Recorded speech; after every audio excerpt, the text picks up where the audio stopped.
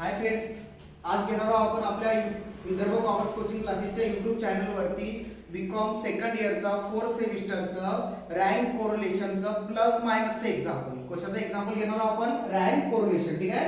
Rank correlation मध्ये आतापर्यंत आपण जे काही टेबल बघितला त्या टेबल मध्ये आपल्याला दिलं होतं x सिरीज, त्यानंतर dx सिरीज, नंतर dx चा स्क्वेअर, नंतर y सिरीज, नंतर dy सिरीज, नंतर dy चा स्क्वेअर, सर्वात लास्टला dx and dy. ह्या स्टेप दिल्या होत्या, म्हणजे 7 कॉलम तयार केले होते आपण आतापर्यंत. बघा, सर्वात पहिले कुठला x सिरीज, त्यानंतर dx, नंतर dx चा स्क्वेअर, नंतर y, त्यानंतर dy चा स्क्वेअर, नंतर dx आणि dy. 1 2 3 4 5 6 7. परंतु जेव्हा आपल्याकडे एकाधिक संख्या किंवा आपल्या x सिरीज मध्ये आणि y सिरीज मध्ये जर आपल्याला प्लस मायनसचं गणित असेल, आतापर्यंत जेवढे एक्झाम्पल होते संपूर्ण एक्झाम्पल हे प्लस मध्ये दिले होते. आता जर आपल्याला कदाचित जसे की x सिरीज मध्ये -6 -3 -2 -1 असे एक्झाम्पल येत असतील आणि y सिरीज मध्ये -2 -1 -5 -7 -9 असे मायनसचे जर एक्झाम्पल येत असतील तर त्यावेळेस काय करायचं? ते गणित शॉर्टकट मध्ये सॉल्व्ह करता येतं आपल्याला. बघा, आता ते शॉर्टकट मध्ये सॉल्व्ह करू आपण. इथं दिलेल्या बोर्ड वरती आपल्याला बघा, आता सर्वात पहिले दिलं आपल्याला फोर्थ नंबरचं एक्झाम्पल आहे आपल्या नोट्स मधलं आणि पेपर मध्ये खूप वेळेस विचारलेलं आहे. मोस्ट आयपी एक्झाम्पल आहे. ठीक आहे. बघा, फोर्थ नंबरचं एक्झाम्पल. आता आपल्याला सर्वात पहिले इथं x सिरीज मध्ये दिलेलं आहे, तरी एक एक्झाम्पल नोट्स मध्ये दिसत आहे की जसं बघा, x सिरीज मध्ये -6 -4 -3 -2 0 1 4 5 6 आणि 9 हे सर्व संख्या प्लस मध्ये आहेत, परंतु वरच्या संख्या कशा आहेत? मायनस आहेत. ठीक आहे. जेव्हा तुम्हाला मायनस मध्ये गणित येणार तेव्हा x सिरीज न तयार करता डायरेक्ट dx तयार करायचा. आपण काय लिहिला? पहिले लिहित होतो आपण x, त्यावरून dx तयार करत होतो एक संख्या अझ्युमिंग घेऊन. इथं अझ्युमिंग घ्यायचं काम नाहीये, इथं आपण डायरेक्ट dx लिहिला. जे x सिरीज आहे त्याला dx नाव लिहून द्यायचं जसंच्या तसं. ठीक आहे. आणि 1 2 3 4 5 6 7 8 9 10 यावरून n तयार करायचा x सिरीजचा. ठीक आहे. x सिरीज वरून n तयार करत होतो म्हणून आपल्याला इथं dx लिहिलं आणि x सिरीजचा n तयार झाला आपल्याकडे. ठीक आहे. मग आता नंतर काढायचा आपल्याला dx स्क्वेअर. काय काढायचा? dx square. dx स्क्वेअर कसा काढायचा? जी संख्या दिली आहे 6 चा स्क्वेअर 36, मायनस मध्ये x स्क्वेअर हा प्लस मध्ये असतो, वर्ग हा प्लस मध्ये राहतो. ठीक आहे. त्यानंतर 4 दिले, 4 चा स्क्वेअर 16, इथं 3 दिले, 3 चा स्क्वेअर 9, 2 दिले, 2 चा स्क्वेअर 4, 0 चा स्क्वेअर 0, 1 चा स्क्वेअर 1, इथं 4 चा स्क्वेअर 16, त्यानंतर इथं 25, त्यानंतर 36 आणि 9 81. ठीक आहे. तर नंतर आपण काय केलं की सेम आपल्याला इथं y सिरीज दिलेली आहे. y सिरीज मध्ये दिलं -12 -8 -7 -5 -3 -2 -1 0 आणि +1. ठीक आहे. मग आपण काय केलं? सेम 1 2 3 4 5 6 7 8 9 10 n घेतला आपल्याला. y सिरीजचा पण किती आला? n 10 आला. ठीक आहे. आता हे जे खालचा कॉलम आहे, हा खालचा कॉलम सर्व सिरीज तयार झाल्यावर आपण त्याचं कॅल्क्युलेशन करू. ठीक आहे. बघा, मग त्यानंतर या dy वरून आपण dy चा काय काढला? स्क्वेअर काढला. स्क्वेअर वर्ग काढला. आता वर्ग काढता वेळेस 12 चा स्क्वेअर आहे 144, मायनस आहे, मायनसचा स्क्वेअर हा प्लस मध्येच असतो, वर्ग हा प्लस मध्ये राहतो, मायनस मध्ये येत नाही. 8 चा स्क्वेअर 64, 7 चा स्क्वेअर 49, 5 चा स्क्वेअर 25, 3 चा 9, 3 चा 9, 2 चा 4, 1 चा 1 आणि 0 चा 0, 1 चा स्क्वेअर 1. ठीक आहे. त्यानंतर सर्वात लास्टला कॉलम तयार करतो आपण dx and dy.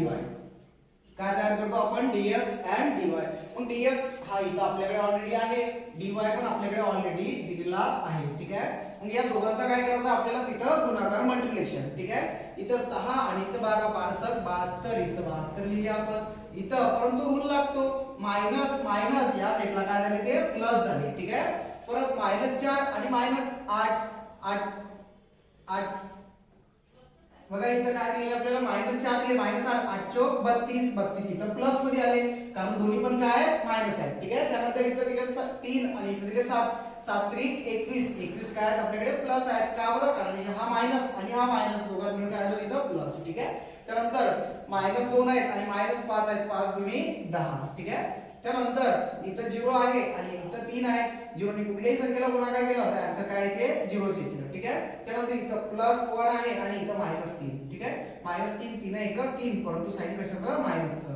Plus minus काय होतं? मायनस होतं. ठीक आहे. त्यानंतर इथं 4 दिले आणि इथं 2, प्लस मायनस मायनस 4 2 8, इथं 8 परत इथं प्लस मायनस मायनस 5 1 5 म्हणून -5 ठीक आहे 6 आणि इथं 0 0 नी कुठल्याही संख्येला गुणाकार केला असता आन्सर काय येते 0 येते ठीक आहे त्यानंतर 9 आणि इथे 1 9 1 9 इथं लिहिले आपण 9 ठीक आहे याप्रमाणे आपला dx तयार झाला dx स्क्वेअर तयार झाला dy तयार झाला dy स्क्वेअर तयार झाला dx आणि dy पण काय झाला तयार झाला ठीक आहे मग आता आपण काय केलं आपल्याला करायचे इथं हा n घेतला आपण आणि हा n घेतला आता आपल्याला काय करायचं आहे की सर्वात पहिले हे मायनसची टोटल बघायची आहे आणि इथं प्लसची टोटल बघायची आहे जी मोठी संख्या असेल ती खाली लिहायची आपल्याला कारण आपल्याला इथं dx ची टोटल घ्यायची आहे ठीक आहे मग आपण मायनस मध्ये बघू मायनस मध्ये ही टोटल आलेली आहे आपल्याकडे 15 आणि प्लस या सर्वांची टोटल प्लसची टोटल इथे आपल्याकडे 25 इथे जसं लिहिलेलं आहे 25 आणि मायनस काय आपल्याकडे 15 प्लस मायनस मायनस आणि मोठ्या संख्येचं साइन म्हणजे आपल्याकडे काय 10 प्लस आहे म्हणून इथं dx किती लिहिले 10 ठीक आहे n पण या सिरीज वरून भेटला आपल्याला आणि dx पण त्या सिरीज वरून भेटला का बरं कारण हे प्लस मायनसचं गणित आहे त्यामुळे जर आपल्याकडे सेपरेट प्लस असते तर आपण x तयार केला असता त्यावरून आपल्याला n भेटला असता आणि नंतर dx तयार केला असता ठीक आहे परंतु मायनस प्लसचं गणित आहे त्यामुळे n पण त्यामध्ये आणि dx पण त्यामध्येच ठीक आहे त्यानंतर आता dx स्क्वेअर या संपूर्ण याची काय करू आपण इथं टोटल करू या संपूर्ण याची टोटल भेटली आपल्याला सिग्मा dx स्क्वेअर 224 ठीक आहे किती भेटली टोटल 224 त्यानंतर आपण आता परत dy मध्ये काय करू आपण पहिले मायनस मायनस बघू मग हे संपूर्ण काय आहे आपल्याकडे हे इथपर्यंत मायनस आहे या मायनसची टोटल इथं भेटली आपल्याला 41 आणि प्लस आपल्याकडे फक्त एक आहे तो त्याच्यामध्ये मायनस केला इथं भेटले आपल्याला 40 परंतु 40 कसे भेटतील प्लस मायनस मायनस आणि मोठ्या संख्येचं साइन म्हणजे काय येतील ते -40 म्हणून इथे लिहिले आपण सिग्मा dy 40 आता हा n कसा आला n आपण y सिरीज वरून घेत असतो 1 2 3 4 5 6 7 8 9 10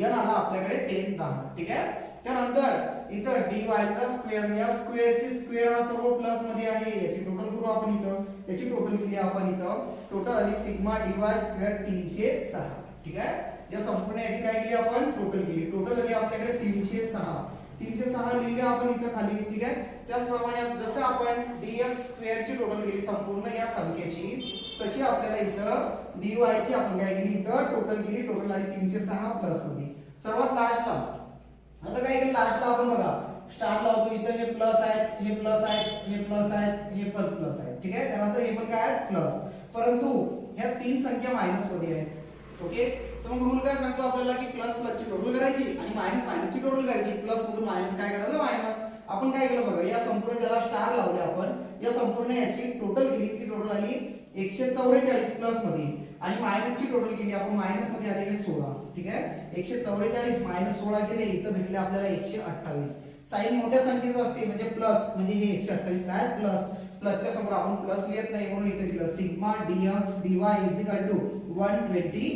128 काय आली आपल्याकडे टोटल ठीक आहे मग आता इथं कॅल्क्युलेशन टाकू आपण कॅल्क्युलेशन ऑफ रँक कोरिलेशन किंवा रँक कोरिलेशन लिहू आपण ठीक आहे त्याचा formula r sigma dx dy multiply by n काय लिहिला बघा इथं sigma dx dy multiply n minus पहिल्या ब्रॅकेट मध्ये sigma dx multiply sigma dy ठीक आहे काय केलेला जो फॉर्म्युला टाकला सिग्मा dx dy याची जी इथं काय केली फोल्ड केली पहिले लिहिला हा सिग्मा dx पहिले काय लिहिला dx लिहिला इथं आणि नंतर काय लिहिला हा dy लिहिला आणि दोघांचा मल्टिप्लाय ब्रॅकेट मध्ये ठीक आहे खाली परत काय केलं की अजून त्याची फोल्ड केली तो खाली लिहिला परत पहिल्या रूट मध्ये सिग्मा dx आणि त्याचा square multiply n minus sigma dx आणि त्याच्या ब्रॅकेटचा स्क्वेअर घेतला दुसऱ्या रूट मध्ये परत या सिग्मा dy ला खाली घेतलं सिग्मा dy परंतु त्याचा स्क्वेअर मल्टिप्लाय n आणि ब्रॅकेट मायनस ब्रॅकेट मध्ये सिग्मा dy आणि ब्रॅकेटचा स्क्वेअर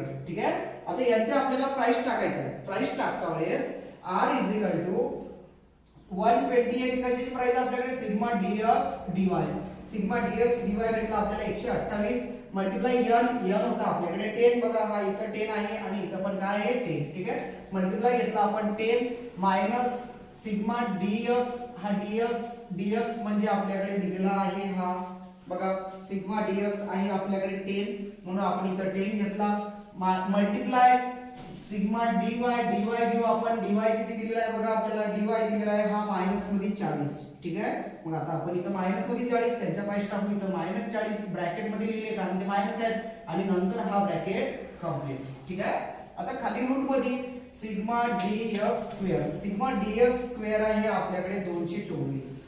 सिग्मा dx स्क्वेअर किती आहे आपल्याकडे 224 मल्टिप्लाय n किती होता 10 गुणाकार 10 मायनस काय केलेलं आपण dx चा ब्रॅकेटचा स्क्वेअर. dx होता आपल्याकडे 10 आणि या ब्रॅकेटचा स्क्वेअर 10 चा स्क्वेअर टाकला.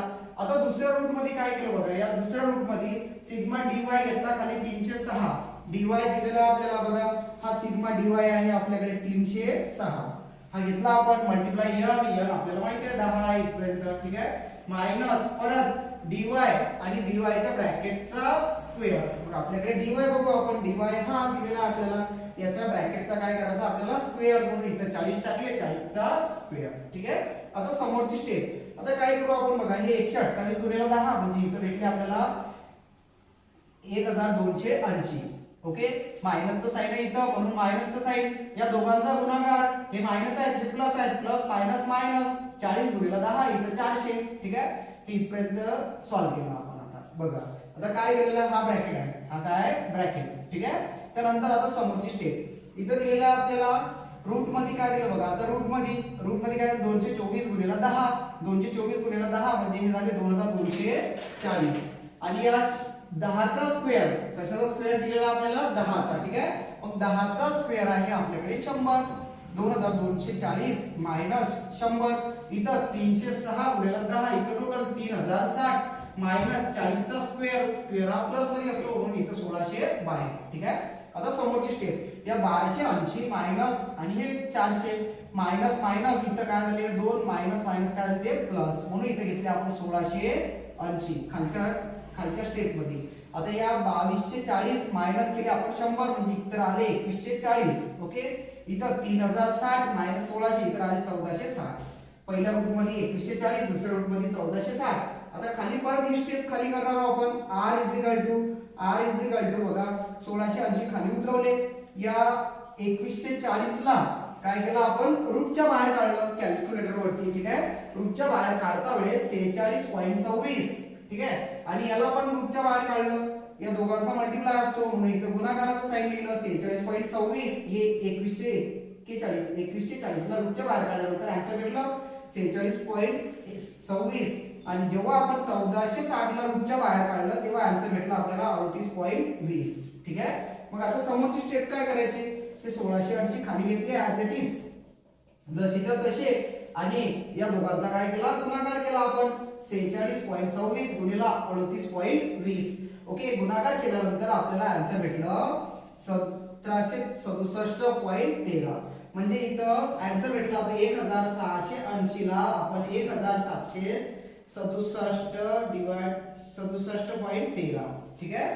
काय केलं आपण बघा, परत एकदा सांगतो, या 1680 ला 1767.13 1680 डिवाइड बाय 1767.13 ने डिवाइड केलं, फायनल आन्सर भेटला r इज इक्वल टू 0.95. हा प्लस मध्ये आला, प्लस मध्ये आल्यामुळे इथे खाली घेऊ आपण there is positive degree correlation between x and y series, किंवा असं लिहिलं तरी चालेल, there is positive degree correlation x and y series, ठीक आहे. याप्रमाणे तुमचं प्लस अँड मायनसचं जे एक्झाम्पल असेल ते असं शॉर्टकट मध्ये सॉल्व्ह करायचं. यामध्ये आपण आतापर्यंत परत एकदा सांगतो, आपण x सिरीज तयार करत होतो, त्यावरून dx तयार करत होतो ऍझ्युमिंग घेऊन, नंतर dx चा स्क्वेअर तयार करत होतो, नंतर y सिरीज, नंतर dy सिरीज, नंतर dy चा स्क्वेअर, नंतर लास्टला dx dy. आपण याच्यामध्ये गायब काय केलं की यामध्ये आपण x सिरीज आणि y सिरीज काय केली कट केली. का बरं कट केली, कारण हे एक्झाम्पल प्लस मायनसचं दिलेलं आहे. x सिरीज मध्ये मायनस मध्ये संख्या आल्या तर ती x सिरीज लिहायची नाही, डायरेक्ट काय तयार करायचा dx आणि dx स्क्वेअर, आणि y सिरीज मध्ये पण y सिरीज तयार करायची नाही, dy आणि dy चा स्क्वेअर आणि सर्वात लास्टला dx आणि dy, ठीक आहे. याप्रमाणे असं तुम्हाला शॉर्टकट गणित काय करायचं सॉल्व्ह करायचं आहे, ठीक आहे. व्हिडिओ लेक्चर आवडल्यास व्हिडिओला लाईक करा आणि शेअर करा.